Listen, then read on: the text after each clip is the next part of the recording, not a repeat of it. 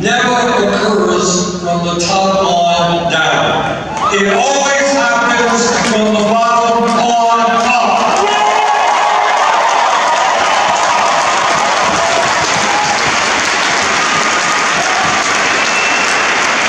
It's not about a president signing the bill, it's about millions of people demanding that he or she sign that bill.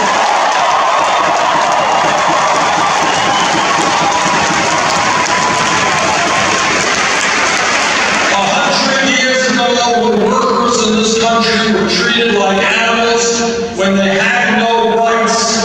Workers came together, they formed unions, they stood up for their rights,